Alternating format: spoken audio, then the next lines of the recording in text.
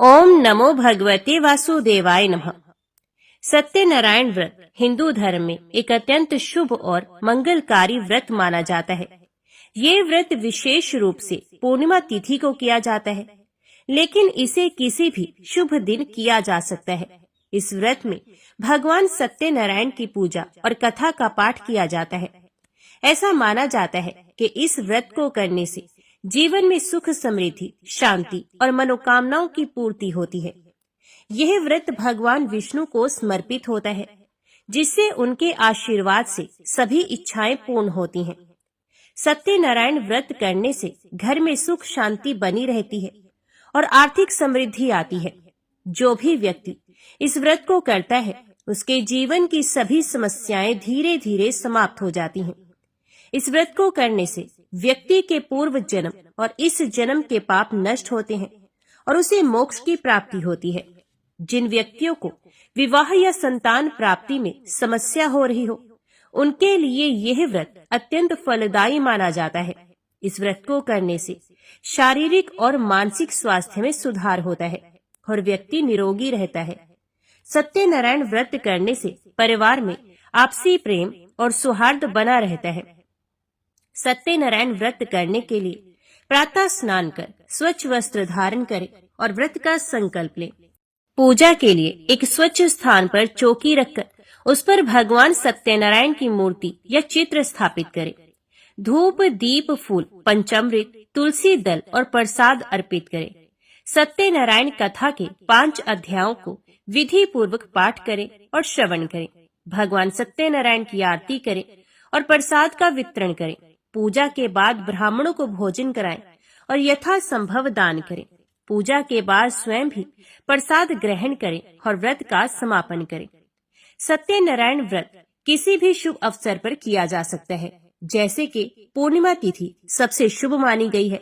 इसके अलावा अक्षय तृतीया, गुरुवार को, दीपावली में, होली, जन्माष्टमी, नव वर्ष आदि विशेष पर्वों पर या फिर गृह प्रवेश के समय, विवाह के समय, संतान जन्म, व्यापार प्रारंभ करने के लिए, परीक्षा आदि शुभ कार्यों के पहले इस व्रत को करने के विशेष फल प्राप्त होते हैं। पूर्णिमा पर सत्यनारायण भगवान के व्रत का विशेष महत्व है। इस व्रत को करने से व्यक्ति के जीवन में सुख, शांति, समृद्धि और सफलता आती है। जो भी व्यक्ति श्रद्धा और भक्ति भाव से इस व्रत को करता है, उसे भगवान सत्यनारायण की कृपा प्राप्त होती है और उसके सभी कष्ट समाप्त हो जाते हैं। तो अभी सुनते हैं श्री सत्यनारायण भगवान की व्रत कथा। ऋषियों ने सूत जी से पूछा, महामुनि, किस व्रत या तप से अभीष्ट फल की प्राप्ति होती है? हम सुनना चाहते हैं, कृपया बताइए। सूत जी बोले, देवऋषि नारद ने यही बात भगवान कमलाकांत से पूछी थी। उन्होंने जो उसका उत्तर दिया था, उसी को आप सुनिए। एक दिन दूसरों पर अनुग्रह करने वाले योगी नारद जी विविध लोकों में घूमते हुए मृत्यु लोक में आए। उन्होंने देखा, यहाँ के सभी मनुष्य भांति भांति के दुखों से पीड़ित हैं और अपने अपने कर्म के फल स्वरूप विविध योनियों में जन्म लेकर कलेश पा रहे हैं। वे सोचने लगे, किस उपाय से इनका दुख निश्चित रूप से दूर हो सकता है।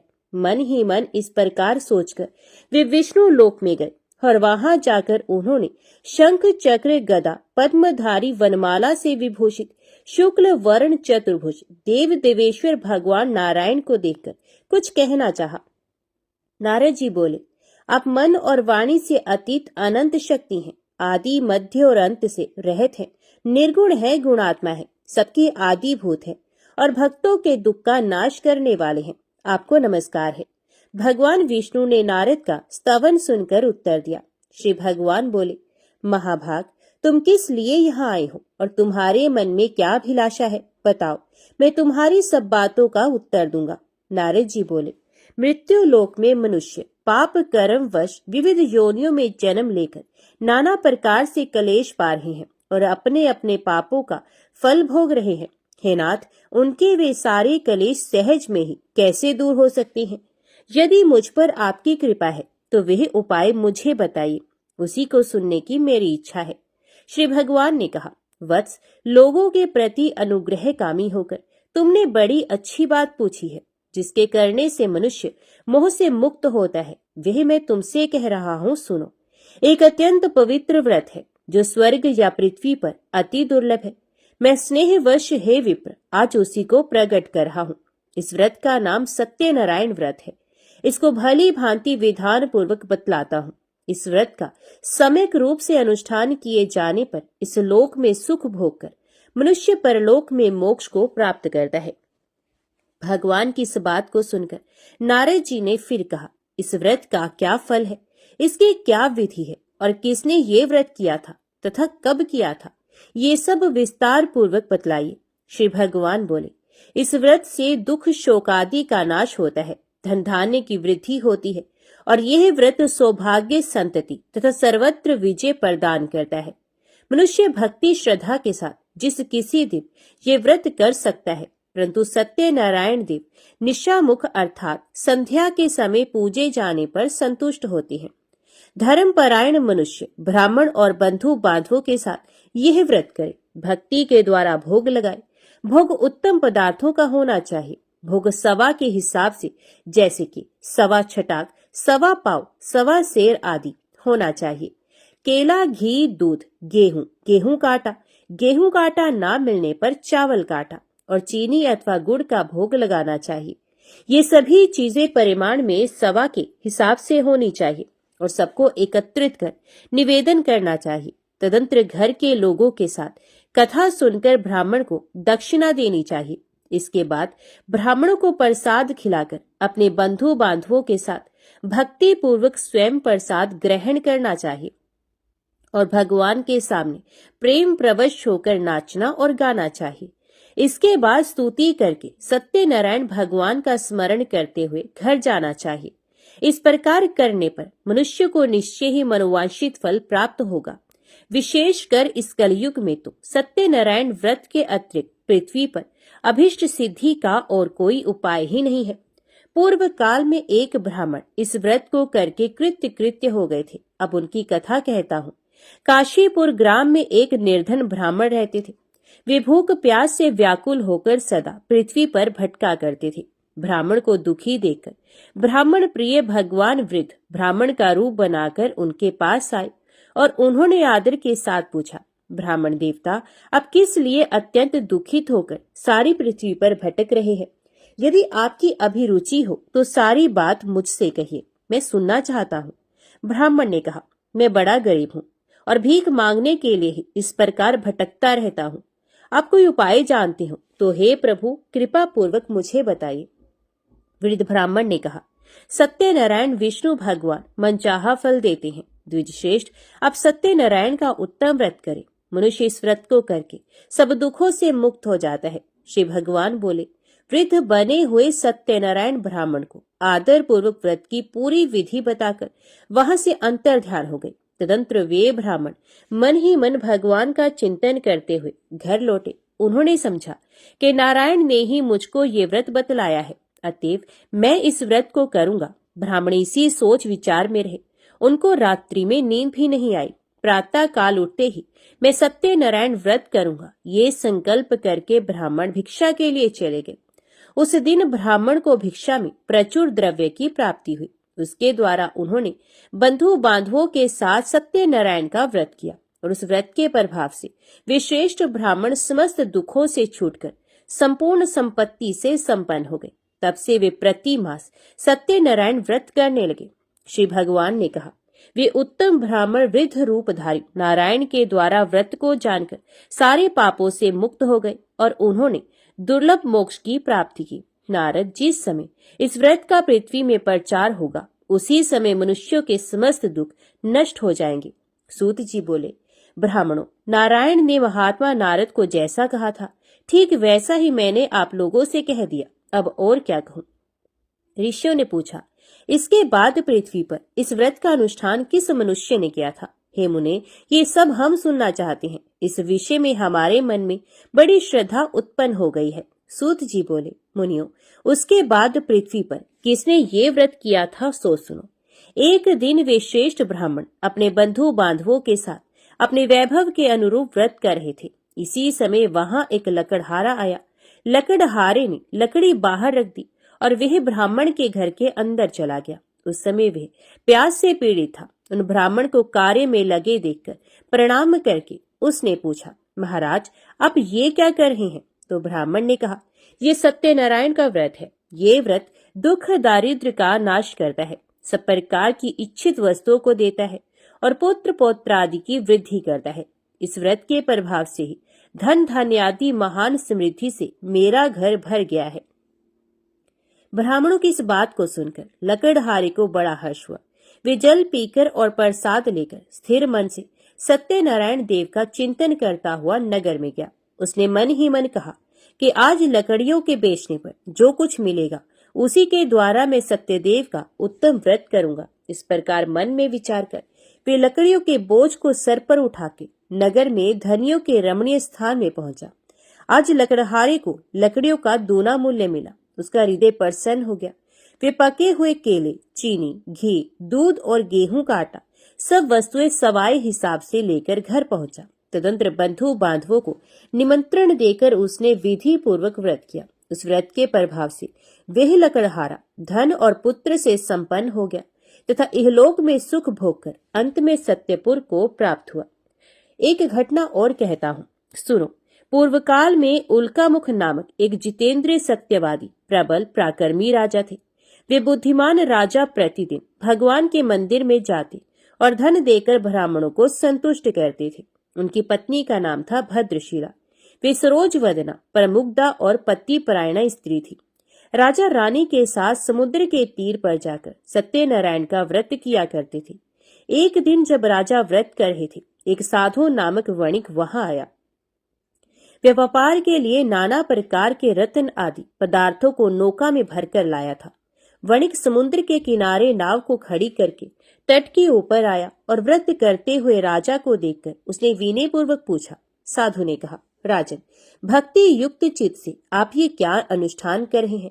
इस समय मेरी इसे जानने की इच्छा है, अतएव आप समझाकर कहें। राजा बोले, साधु, मैं अपने बंधु बांधवों के साथ अतुलनीय तेज युक्त भगवान विष्णु की पूजा कर रहा हूँ। मेरा यह व्रत पुत्र आदि की प्राप्ति के लिए है। तदंतर साधु ने राजा को आदर पूर्वक प्रणाम करके कहा, राजन, इस व्रत की सांगोपांग विधि आप मुझे बताएं, क्योंकि मैं भी ये व्रत करूंगा। मेरे भी संतान नहीं। इस व्रत से मुझे निश्चय ही संतान की प्राप्ति होगी। इतना कहकर वणिक ने उन राजा से व्रत की विधि अच्छी तरह पूछकर वहां से प्रस्थान किया और अपने वाणिज्य का काम पूरा करके वे आनंद के साथ घर लौटा। कुछ ही दिनों के बाद उसकी पतिव्रता पत्नी गर्भवती हुई और समय पर उसने एक अति सुंदर कन्या को जन्म दिया। कन्या शुक्ल पक्ष के चंद्रमा की भांति दिनों दिन बढ़ने लगी। वणिक ने उसका जात कर्म आदि संस्कार करवाकर उसका नाम रखा कलावती। तदंतर वणिक पत्नी लीलावती ने मधुर वचनों में पति से कहा, स्वामी, अपने पूर्व में जो सत्यनारायण व्रत करने की प्रतिज्ञा की थी उसे अब पूरी क्यों नहीं कर रहे हैं? तो साधु ने उत्तर दिया, प्रिय, मैं कलावती के विवाह के समय सत्यनारायण का व्रत करूंगा। पत्नी को इस प्रकार आश्वासन देकर साधु वणिक समुद्र के तट की ओर चला गया। इधर पिता के घर में कलावती बढ़ने लगी। इसके बाद धर्म के जानने वाले पिता ने जब अपनी पुत्री को विवाह के योग्य देखा, तब अपने बंधु बांधवों से परामर्श करके साधु ने वर ढूंढने के लिए दूत को भेजा। दूत साधु का आदेश पाकर कांचन नगर गया और वहां कलावती के योग्य एक उत्तम वर की खोज करके वहां से उस वणिक पुत्र को साथ लेकर लौट आया। साधु वणिक उस सुंदर और सद्गुणी वणिक कुमार को देखकर बड़ा प्रसन्न हुआ और अपनी जाति बंधुओं के साथ मिलकर प्रसन्नता पूर्वक यथा विधि अपनी कन्या को उसको अर्पण कर दिया। दुर्भाग्यवश कलावती के विवाह के समय भी वणिक उस उत्तम व्रत की बात भूल गया। इससे भगवान उस पर रुष्ट हो गए। कुछ दिनों के बाद वह व्यापार में निपुण वणिक अपने श्रीमान जमाता को साथ लेकर व्यापार के लिए बाहर गया और राजा चंद्रकेतु के राज्य में समुद्र के समीप रमणीय रतनसार नगर में जा पहुंचा। वहां एक पुरी बनाकर वे अपना व्यापार करने लगा। उसी समय प्रभु सत्यनारायण ने साधु को मिथ्यावादी जानकर उसे शाप देते हुए कहा, आज से कुछ ही दिनों में यही तुम दुख को प्राप्त होगे। इधर उसी दिन एक चोर ने राजमहल में धन चुराया। चोर धन को लेकर साधु के मकान के बगल के रास्ते से जा रहा था। उसने घूमकर पीछे की ओर देखा। राजा के दूत उसके पीछे पीछे दौड़ रहे थे। वे डर गया और चुराए हुए धन को वहीं छोड़कर जल्दी से भाग गया। दूतों ने आकर देखा साधु वणिक के घर के पास राजा का धन पड़ा है। तब उन्होंने जमाता के साथ साधु को पकड़ लिया और उन्हें बांधकर प्रसन्न मन से तुरंत राजा के समीप ले जाकर कहा, प्रभु, दोनों चोर पकड़कर आ गए हैं, इनको देखिए और आज्ञा दीजिए कि क्या किया जाए। तत्पश्चात राजा की आज्ञा से दूतों ने दोनों वणिकों को अच्छी तरह बांधकर बड़े कठिन कारागार में डाल दिया। उसी समय उनके संबंध में कोई भी विचार नहीं किया गया। उन दोनों ने बहुत कुछ कहा, परंतु सत्यनारायण देव की माया से किसी ने उनकी एक भी नहीं सुनी।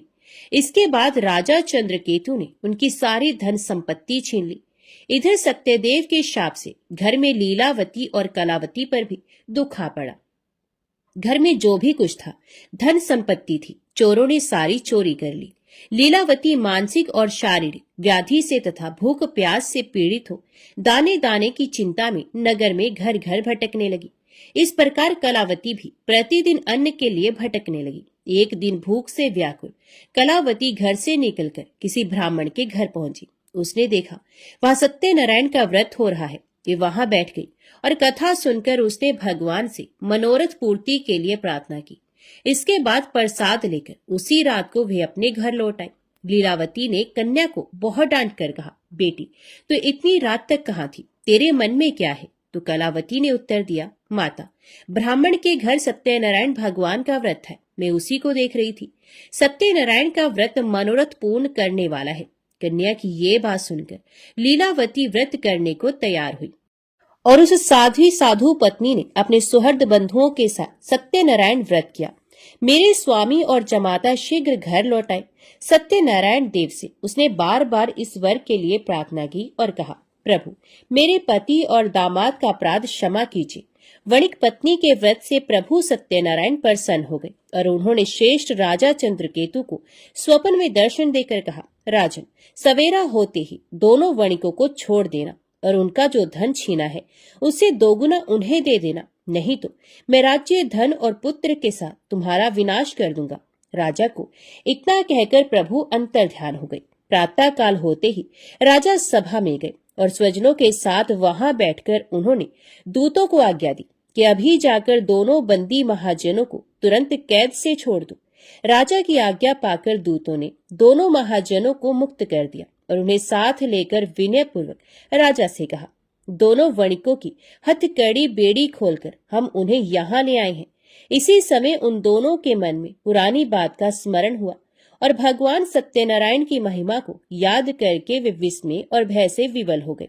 उन्होंने राजा चंद्रकेतु को प्रणाम किया। राजा ने भी उनको देखकर आदर पूर्वक कहा, देवात, तुम्हें ये महान कष्ट भोगना पड़ा, अब तुम्हें कोई भय नहीं, तुम मुक्त हो, जाओ शोर करा लो। तदंतर श्रीमान राजा चंद्रकेतु ने सोने और रत्नों से बने हुए गहनों के द्वारा दोनों वणिकों को अलंकृत किया। बड़ी मीठी वाणी से उनको अति सुख पहुंचाया और छीने हुए धन से दोगुना धन देकर उनसे कहा, साधो, अपने घर चले जाओ।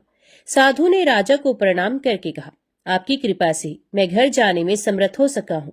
उस समय साधु ने मंगलाचार करते हुए यात्रा की, ब्राह्मणों को धन का दान किया और अपने नगर की ओर दोनों चले गए। कुछ ही दूर आगे बढ़ने पर प्रभु सत्यनारायण ने दंडी की वेश में आकर उनसे पूछा, बताओ तो तुम्हारी नाव में क्या है? तो महाजन ने प्रमत्त से होकर बड़ी अवहेलना के साथ हंसी उड़ाते हुए कहा, दंडी, क्यों पूछ रहे हो?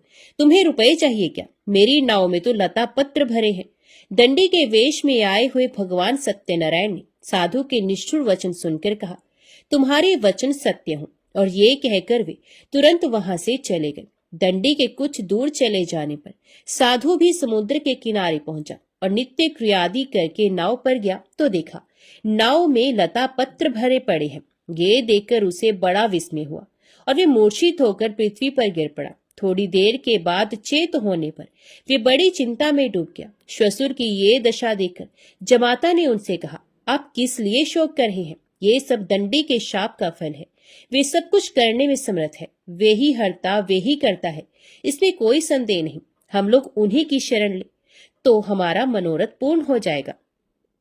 जमाता की ये बात सुनकर साधु दौड़कर दंडी के पास पहुंचा और उनके दर्शन करके भक्ति पूर्वक नमस्कार कर उनसे बोला, मैं बड़ा दुरात्मा हूँ, आपकी माया से मुग्ध होकर मैंने जो कुछ कह दिया है उसके लिए क्षमा करें। मैंने आपके सामने दुष्ट वाक्यों का प्रयोग किया है। हे नाथ, मुझे इसके लिए क्षमा करें। क्षमा ही साधुओं का धन है। साधु तो दूसरों के उपकार करने में ही लगे रहते हैं। यो कहकर शोक विकल वणिक बार बार प्रणाम करने लगा और रोने लगा। साधु वणिक को विलाप करते देखकर दंडी ने कहा, रो मत, मेरी बात सुनो। दुर्मते, तुम मेरे अपमान करके मेरी पूजा से विमुख हो गए थे। उसी के फल स्वरूप बार बार दुख को प्राप्त होते हो। भगवान की इस प्रकार के वचनों को सुनकर साधु ने भगवान की स्तुति की। साधु बोला, प्रभु, ब्रह्मादि स्वर्गवासी देवता आपकी माया से मोहित होकर आपके आश्चर्यमय रूप और गुणों को नहीं जान पाते। मैं भी आपकी माया से मुग्ध हूँ, अतएव आपको कैसे जान सकूंगा। आप प्रसन्न हो, मैं अपने वैभव के अनुसार आपकी पूजा करूंगा। मैं आपके शरणागत हूँ, मुझे पुत्र और वित्त दीजिए, मेरी रक्षा कीजिए। साधु के इस प्रकार के भक्ति युक्त वचनों को सुनकर भगवान जनार्दन परितुष्ट हो गए और साधु को मनचाहा वर देकर वहीं अंतर्ध्यान हो गए। तदंतर साधु ने नाव पर चढ़कर देखा, नाव रत्न आदि से भरी है। सत्यदेव की दया से मुझे वांछित फल मिल गया। यो कहकर साधु ने अपने मित्रों के साथ विधिवत सत्यनारायण की पूजा की और बड़े हर्ष के साथ यात्रा आरंभ की। नौका बड़े वेग से चलने लगी। दोनों अपने देश में आ पहुंचे। साधु ने जमाता से कहा, वत्स, वह देखो, मेरी पुरी दिखाई दे रही है। तत्पश्चात साधु ने अपने धन के रखवाले दूत को नगर में भेजा। दूत ने साधु की पत्नी लीलावती के समीप जाकर हाथ जोड़कर प्रणाम करते हुए कहा, आपके पतिदेव नाना प्रकार के धन रत्नों के साथ अपने जामाता और सुहृद मित्रों से घिरे हुए आ रहे हैं।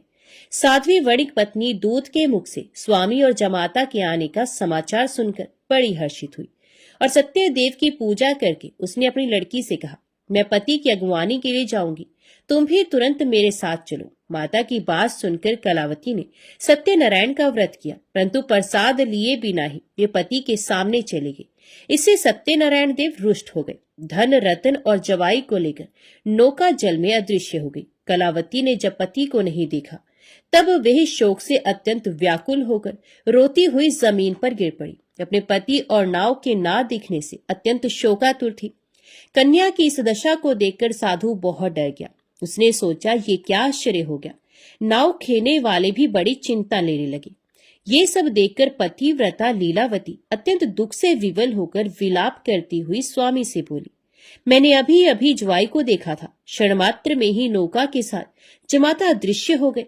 अब वे कहीं नहीं दिख रहे। पता नहीं किस देवता ने उन्हें इस प्रकार हरण कर लिया। आप क्या भगवान सत्यदेव के प्रभाव को नहीं जानते। लीलावती इस प्रकार कहकर विलाप करने लगी। उसी के साथ सारे बंधु बांधव भी रोने लगे।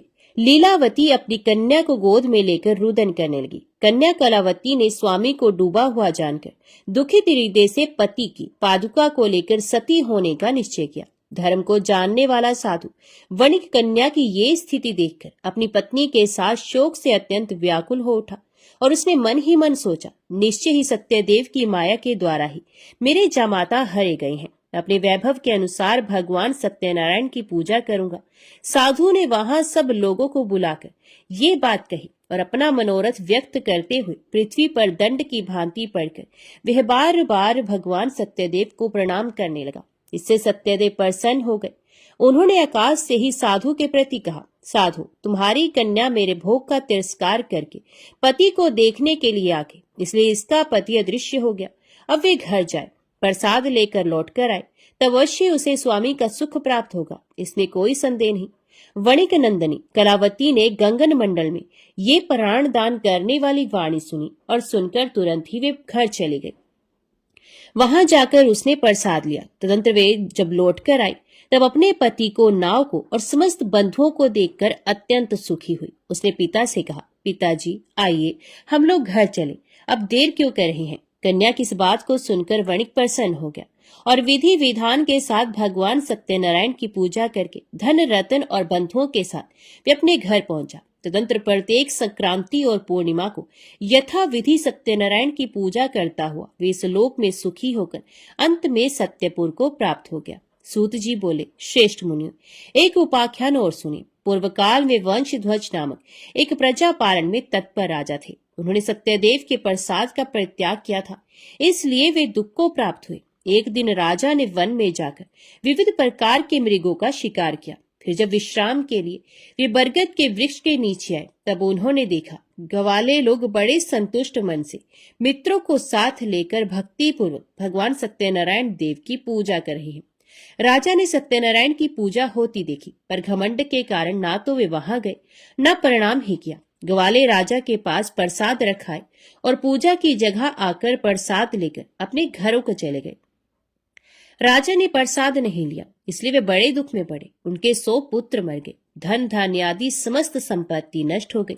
तब उन्होंने सोचा, सत्यदेव ने ही मेरा सब कुछ नष्ट कर दिया है, इसलिए जिस स्थान पर ग्वाले पूजा कर रहे हैं मैं वहां जाऊंगा। राजा ने मन ही मन ऐसा निश्चय किया और ग्वालों के पास जाकर उनके साथ भक्ति श्रद्धा पूर्वक यथाविधि सत्यदेव की पूजा की। तब सत्यदेव की कृपा से वे धन पुत्रादि से संपन्न हो गए और इस लोक में सुख भोग कर अंत में विष्णुपुर में जा पहुंचे। जो मनुष्य इस परम दुर्लभ सत्यनारायण व्रत का आचरण करता है, भुक्ति मुक्ति दायिनी इस पवित्र कथा का श्रवण करता है, वे भगवान सत्यदेव के प्रसाद से धन धान्य आदि समृद्धि को प्राप्त होता है। इसे दृढ़ धन पाता है, बंधी बंधन से छूटता है, भयभीत भय से छुटकारा पाता है और मनुष्य इस लोक में मनवांछित फल को पाकर अंत में सत्यपुर में गमन करता है।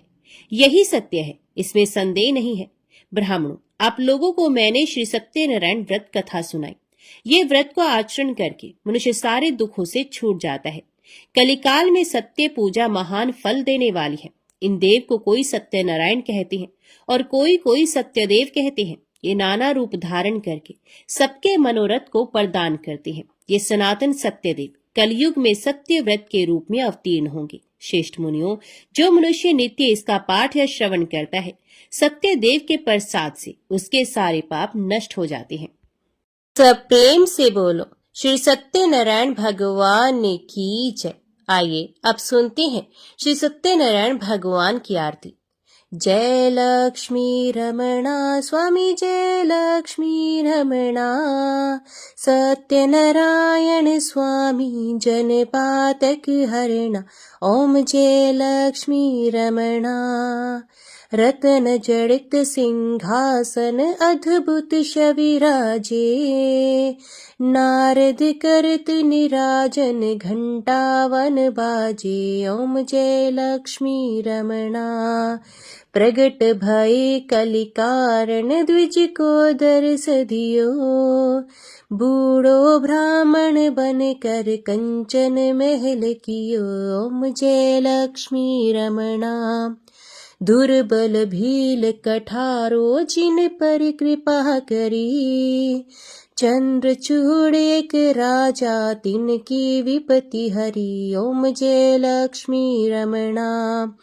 वैश्य मनोरथ पायो श्रद्धा तज दीनी, सो फल भोग्य प्रभु जी फिर स्तुति कीन्ही। ओम जय लक्ष्मी रमणा। भाव भक्ति के कारण छिन छिन रूप धरियो, श्रद्धा धारण कीन्ही तिनको काज सरो। ओम जय लक्ष्मी रमणा। ग्वाल बाल संग राजा वन में भक्ति करी, मन वांछित फल दीनो दीन दयालु हरि। ओम जय लक्ष्मी रमणा। चढ़त प्रसाद सवायो कदली फल मेवा, धूप दीप तुलसी से राची सतदेवा। ओम जय लक्ष्मी रमणा। सत्यनारायण जी की आरती जो कोई नर गावे, तन मन सुख संपत्ति मन वांछित फल पावे। ओम जय लक्ष्मी रमणा। ओम जय लक्ष्मी रमणा स्वामी, जय लक्ष्मी रमणा।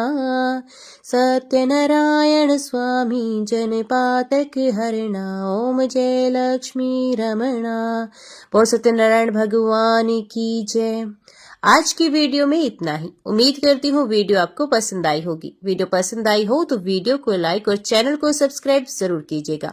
जय श्री सत्यनारायण भगवान की लिखकर कमेंट बॉक्स में अपनी हाजिरी और अपने सुझाव देना ना भूलेगा। तो मिलते हैं अगली कथा अगली वीडियो के साथ। तब तक के लिए देखते व सुनते रहिए। जय मां कंजक, जय माता दी।